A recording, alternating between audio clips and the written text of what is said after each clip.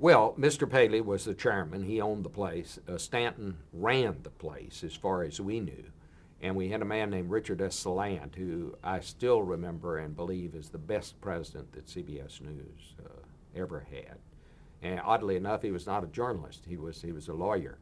But he was a great leader, and he knew the difference between leadership and management. I mean, he was not he hired other people to manage the place. He led it, and he led it by setting standards, and he had very high standards, and we all felt good about living up to it. There's never been, I think, in the history of broadcasting, a news organization like CBS News was in those days. And the Washington Bureau, we not only thought we the best, everybody else thought we were the best. And it was this group of people that wound up in the same place at the same time, by accident and probably in some ways by design. But when I walked in the door here, Dan Rather was the White House correspondent.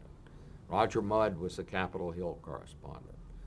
Marvin Kell covered the State Department and Foreign Affairs. Daniel Shore covered general assignments. George Herman covered the Supreme Court. And that was just the first team. You know, we had this great bench. We always used to say, and others used to say, everybody that was on the second string at CBS in those days would have been on the first string had they worked any place but the CBS Washington Bureau. We believe that, and other people believe that. So when I walked in the door and Mr. Small, and we all called him Mr. Small, when he introduced me, I felt like, a little leaguer who just walked up to the plate at Yankee Stadium. I mean, these were the people. They were household names. There were not, now with 24-hour cable, there are hundreds of reporters.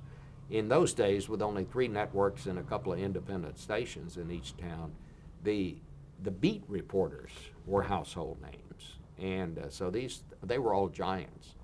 And it was just an unbelievable experience for me. And I remember when Mr. Small, he was telling me where everybody sat. And I said, well, where do I sit? And he said, you don't.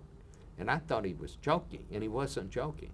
He didn't like the junior reporters hanging around the office. He thought you were wasting time if you hung around here. He didn't think you'd find any news if you hung around the office. I've often joked that one reason I think I've lasted so long is I always covered a beat, and which meant I wasn't involved in the office politics. The reason I wasn't is I wasn't around the office. And in those days, we didn't come here. You sort of were invited to be here. You didn't come in the office unless you had to edit and write a story. Most of the time, we operated either from Capitol Hill or the Pentagon or the White House or wherever our beat was.